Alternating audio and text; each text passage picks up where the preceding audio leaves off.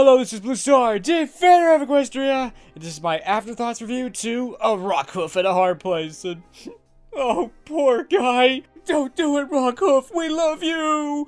I don't want you to be a statue, I want you to be alive. What will Yoda do without your awesome stories? I really like this episode, because it's dealing with a pretty hard topic, but it's dealing with it in a very entertaining way. I love it, it's great. And it probably was a pretty big problem. What are we gonna do with this old Celtic warrior pony? What job could he possibly serve? We really don't have much need for giant ponies with shovels. Or do they? I almost think that the real purpose of this episode was to sort of recap what all the pillars are doing and how they're fitting in, or in this case, not fitting in. They're only 1,000 years out of date, so it's not just going to be a matter of, oh, we're just going to pick off where we left off. Which in some cases was actually true. Like, Meadowbrook pretty much, you know, goes home and just basically just starts doing what she was doing before. It's gotta be weird for all the relatives of these ponies. Hello there, great-grandma. It's like, I took care of your place really good. Do you like it? And it must be really sad for Rockhoof. It's like, this is my home. It's buried under 5 feet of solid rock. Oh. They're taking all our stuff and they're throwing it in a museum. That doesn't make me happy either. It definitely was really nice to see that, oh, we haven't forgotten about the pillars. We actually do care about them and actually are going to visit them and check in on them once in a while, because I'm glad that they weren't just like, oh, look, the pillars are back. Yay! Okay, now let's just move on. I'm glad that did not happen, because that would have been sad.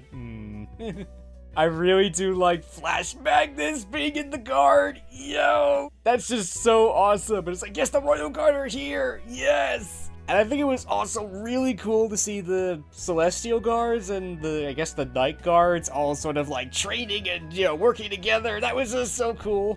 And another thing is, they're all so happy. I don't think I've seen this many of the Royal Guards smiling at one time. They're like, yes, your highness. It's nice to see them smiling and just being happy. I can't help thinking part of it is, oh my gosh, this is just so cool. Flashback, this is here. Eddie's our drill sergeant. Could this be any better? It was actually kind of cool and surprising to see a pony actually acting so military, and I think that was great. And definitely, it's like, show those rookies how it's done, Flash Magnus. Roar! Yeah, I really did like this episode a lot. They did deal with something kind of serious. It's sort of one of those things of, they're not really trying to go down this road, but they sort of are. You could interpret it that way, so, Unfortunately, the cold protocol is in full effect, which means that basically I'm not watching anybody else's videos on the subject, so I have no idea how the fan community is reacting to this, but I know I definitely was thinking at least 1 or 2 dark thoughts on this one. Bro, Rockhoof, don't do it, we love you, there must be a better way. I'm also kind of disappointed that Twilight even considered doing this. Yeah, she's just turning him into a statue on a temporary basis, but what if it's not? What if you can't fix this? And if she had, I guess in theory they never would have figured out what to do with him, and he would have been stuck as a statue forever, and that would have made me sad. Along with Yoda and the school and just about every pony, because that would be just so sad. This whole thing kind of reminds me of like the Cutie Mark Crusaders. I used to think that the Cutie Mark Crusaders were doomed to failure, because they'll try something, declare they're no good at it, and then move on to something else. You rarely are good at something the first time you try something. You might have to try a couple times, or a lot of times, until you actually get good at this, or you find that you enjoy this. You can't just try something one time and say, no, I'm no good at this, or I hate this. It's only your first time. You can't give up now. And unfortunately, that's how I kind of feel with a lot of these jobs that they try to, give Rockhoof. Especially the Navy. It's like, they were getting on so well. This seemed like this would fit him perfectly.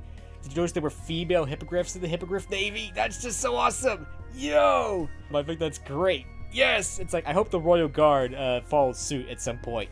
Yo! I kind of like their armor, especially the general's, because his armor kind of looks like it's been beaten up and battle-scarred, which is kind of cool, so, yo. And it's like, okay, he made a mistake. It was a pretty big one. It led to their ship being trashed.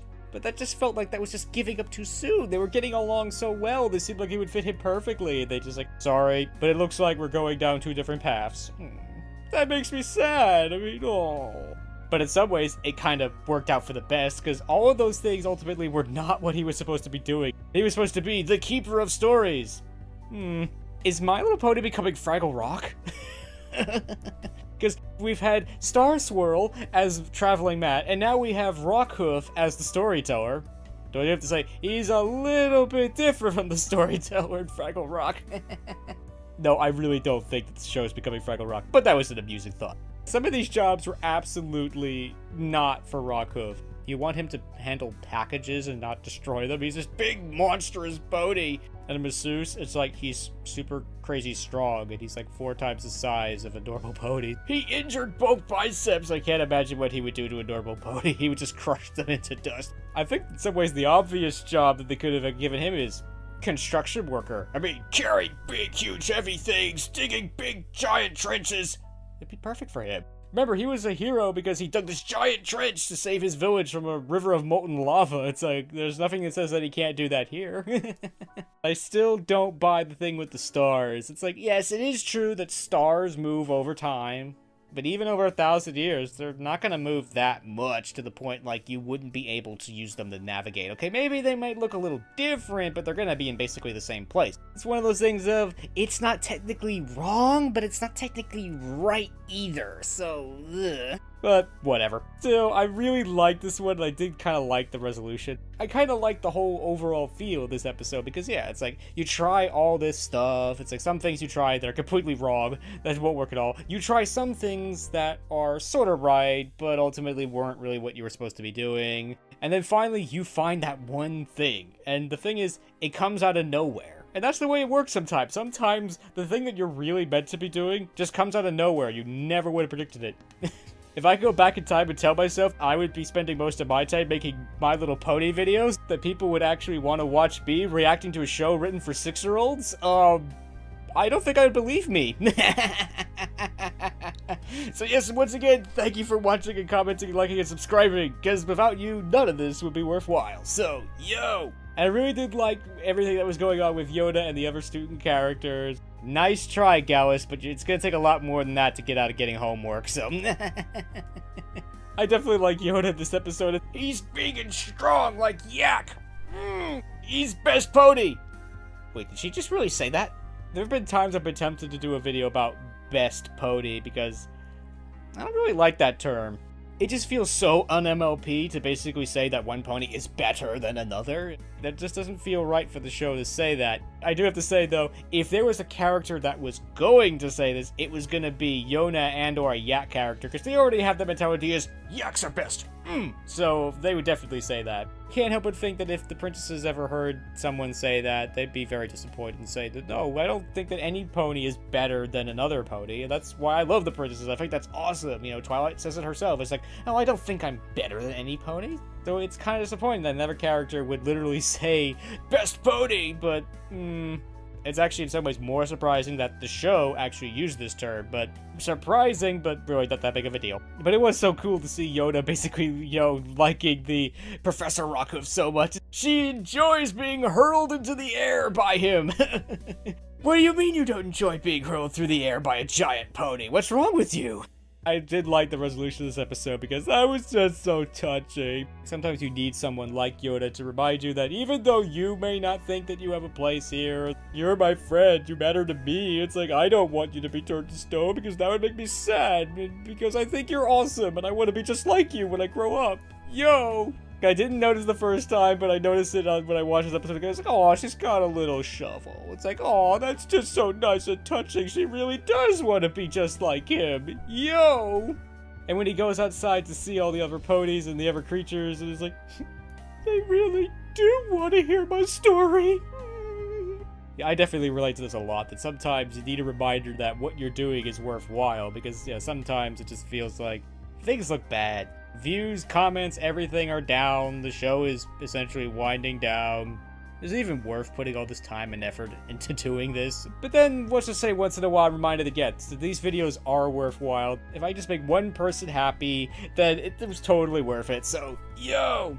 Again, I really liked how what ultimately what he's supposed to be doing just comes out of nowhere, and nobody, I think, saw this coming, that, oh, he's gonna tell all these great stories. It's like, ooh. Again, I just like that, because that's just the way the real world works sometimes. Sometimes it's like the thing that you're really meant to do will come out of nowhere. You'll never see it coming, and you could never, ever predict it. And I kind of like how Twilight is kind of like, well, I'm not really sure if I can do this, but I think I can, because I'm a princess. It is kind of nice to see Twilight, quote-unquote, wielding her authority a little bit. I mean, she is a princess, after all. I think it's awesome that the princesses really don't think, I am a princess, obey me. But it is sometimes kind of nice to see the princesses wield their authority a little bit and say, like, I'm going to do this because I'm a princess, and I say so. What's the point of being a princess if you can't do stuff, you know? This was ultimately for the best. I did like it. And it's just so nice to see some pony finding his place in the world. Yay! Again, I'm kind of surprised the Cutie Mark Crusaders weren't involved with this, because that's really their job. But it was kind of nice to have the main six lead this, and I did enjoy them all, like, gathering around the round table. It's like, this is serious. We have to summon the My Little Pony Friendship Council. So overall, I really liked this episode. It was awesome. It dealt with a pretty serious topic, but it never felt heavy or hard or difficult. I mean, it was kind of shocking for times. I was like, no, Rockhoof, don't do it. We love you. And while its lesson I don't think is quite clear, I think it's just simple. You just gotta keep trying, and you can't give up, and that you just gotta keep on pushing forward until you find whatever that thing is. And remember that no matter what your role is, no matter how big or small it is, that you do have a role here, and that whatever it is, that it's important. I really like that in the end he did find his place in the world, and we got to see the school characters again, and even the Hippogriff Navy, and what all the other pillars are doing. It was just great. I loved it. Yo! So, I hope you enjoyed this video, and as always, thank you for commenting, liking, and subscribing, and until next time, this is Blue Star. Stay strong, and pony on. Blue Star out.